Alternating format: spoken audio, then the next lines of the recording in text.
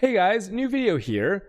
Today I want to talk about an item called Hands of the High Templar. I made this video because a few days ago, maybe even a week ago, time's passing so fast this league, I was going on Pew Ninja and I was searching up other Orabot scions. And the reason I was doing that is because there weren't a lot of good gloves with the right corruptions and the curse on hit and stuff. It was really hard to find. If you whooped it, it was none of them showed up that you really wanted. So I wanted to see okay, how many people have decent gloves, and maybe I could steal it from them and try to offer something for them, because the ones I wanted, which are these, it took forever by the way, just weren't on the market. Okay, so I was finally able to get some, and what I noticed through my search of trying to find out if these would become available later in the league, right? Because of the league drop off, usually people quit, they don't list their stuff for sale, they just quit the league, right? And they let it rot in standard. What I saw is a lot of people had unoptimized Hands of the High Templar, or maybe they didn't care, maybe they didn't know, but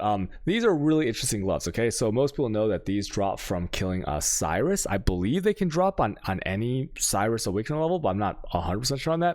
But they are on Awakener 8, they are quite common, to the point where you might have in a league, you might have 10, 20, 30, 50 pairs of these if you're spam running Cyrus enough. And what are they good? I mean, I don't know. They the increased life, if you're ES based, doesn't really help that much. The fire and lightning resist goes up to a whopping total of 30. Okay, not bad. And a little bit ES and armor. Okay, so nothing too special about it. The thing that makes the thing special is that it can be modified while corrupted. And what that means, if you don't know, is that these gloves, okay, when you corrupt something, you have a chance of a few outcomes. Number one, it can gain some white sockets.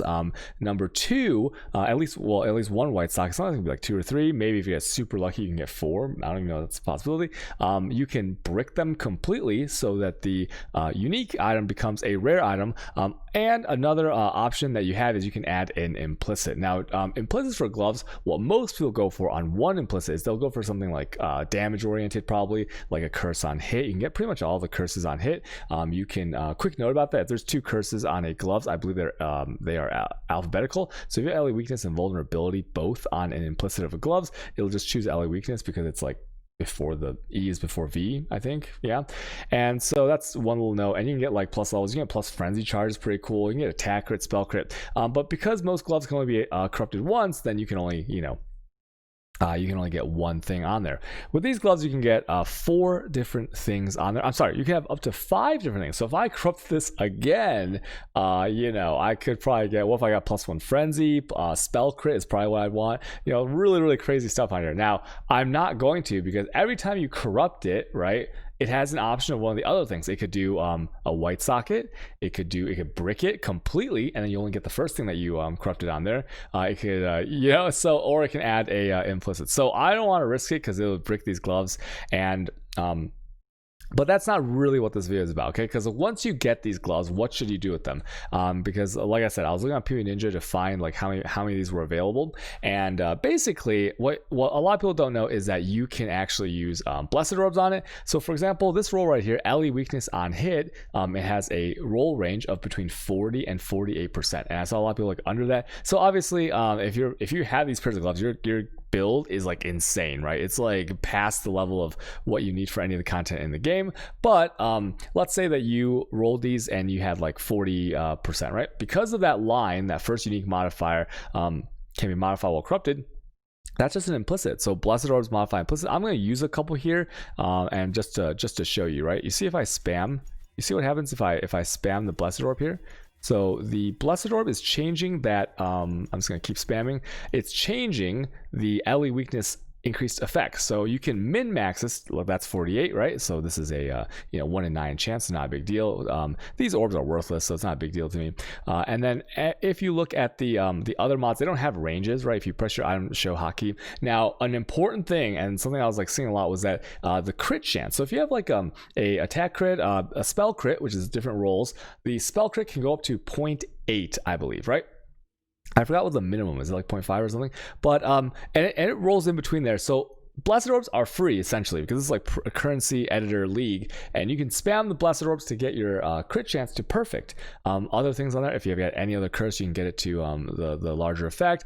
If you have percentages on there, right, there are percentages. I believe there's like life and ES and stuff, you can spam those. I think it's like between 4 and 6 or something like that. So there's anything with a roll rate, you can get it to perfect. And then another thing that you can use is the divines. Okay, so divines, if you look at mine, I already have my 199. That's all I care about. I'm low life, ES based, so I don't care about that life roll being perfect. I don't care about the fire and lightning resist because this is an aura stacker, and your resists are like in the hundreds, and so that wouldn't really benefit me. So all I cared about was that that increased armor and ES were going to be at kind of like the max level there.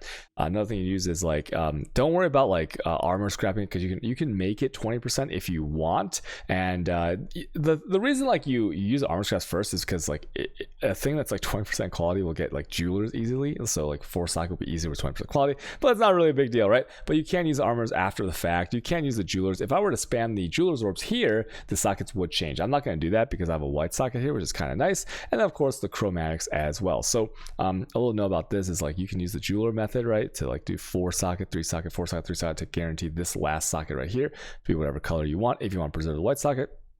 And of course, chromes to roll whatever you want if you choose to go that option. Okay, now another really cool thing about it is there's this item.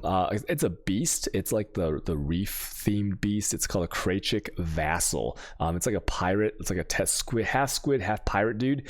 Very common, very cheap to get. If you don't have one, you can buy one for like an ounce from me probably. And the Krachik Vassal, what it does is it takes an item, it corrupts it, and then brings it to 30% quality. Okay, you have to do this in the menagerie with Einhar. And this is important because some people are like scared to do that to their item, because like let's say you have what's a common item like Chavrone's wrappings, right?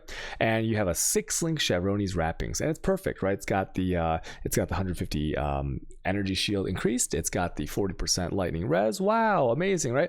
And if you corrupt it with this Krachik Vassal in Einhar's Menagerie with that little fight, it will not brick it. So whatever links, rolls, colors, all this stuff will be kept. The only thing that'll change is that it makes the item corrupted and then 30% quality, right? So you get a little bit extra ES.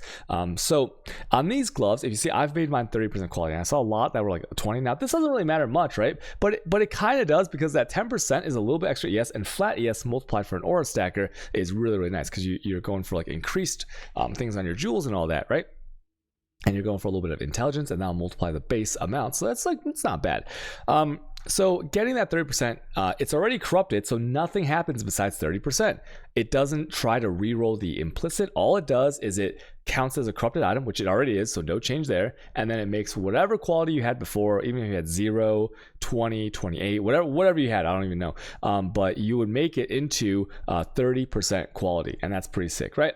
Now, it doesn't stop there. So another way that you can min-max these gloves is that they have an enchant on them. And this is what I'm going to be going for today. I'm going to be doing some Uber Labs with some twice enchanted. Make sure you run the twice enchanted prophecy, and you get some dark shrines, because you can get like 3 enchants. Or if you want, you can go with the different, well, I think it's like dedication or gift to the goddess, I forgot what it is, that gives you like 6 different enchants. You can like spam it and get it on the first one, hopefully. And I want a commandment of reflection. Okay, Uber Lab enchants are called commandments on gloves. And there's a whole lot of them that you can choose from. But what's really cool about these gloves is that you can get the enchant after they are corrupted. You don't have to do it before, right? On any other glove, you'd have to get the enchant first and then corrupt it, and it is highly unlikely that you'll get what you want. For example, LE weakness, I believe on PvDB it's a 1% chance. So you would need to enchant 100, let's say you want Shadows and Dust, right? For Rampage. You would have to enchant 100 Shadows and Dust on average, and then corrupt them all. And that takes forever, right? But with these gloves, you can modify it while corrupted. So you can go into the lab afterwards, and you can try your luck to get whatever you want. So for me, right now I have Commandment of Inferno. What that does, it drops a giant meteor, but it's delayed. It doesn't do that much damage, and you don't even notice it because you're going to kill all the monsters before the meteor drops, okay?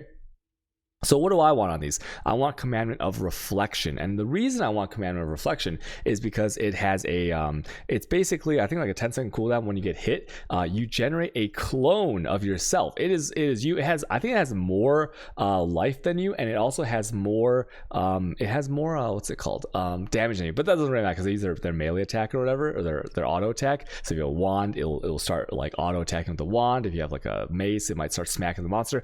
It's not really for the damage. It's for two things. Number one, you double your MTX. So if you look at my character here, oh man, my character looks pretty good. It's a Glimmerwood set with the Illusionist mace and the Ringmaster weapon effect, and I get 2 of this guy running around all over the place. It looks really, really cool. Another thing, if you have like Headhunter, or you have any buffs that make your character really big, massive shrine, it snapshots it. So the moment you get hit, you might have like a giant dude, and then you might like become smaller like in that time, but the your clone is like massive, and it's like kind of hilarious, right? And also it kind of tanks for you because it's like it's got more HP than you, and so it'll run around and it might draw the aggro of the what's it called, of the monster a little bit, so it's a little bit defensive, and it body blocks some projectiles. It's kind of cool. So it is by far, I think, the best option to get on gloves for mapping and just for cool, like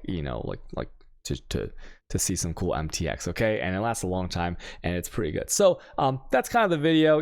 Make sure that if you're using Hands of the High Templar, some Orobots are using the one Betrayal Divination card gloves, what are they called? Maligaro's Virtuosity. That glove is trash, by the way. You shouldn't use those, you should use these. And you should just try to min-max your gloves because it's a little bit more enjoyable, and maybe like you didn't know that you could do that to this. Okay, so get your enchants, get your divines, get your blessed, get your Krachic Vassal corruptions to 30% for these gloves, and yeah, and have a nice day. Okay, thanks for watching my video, guys. Bye.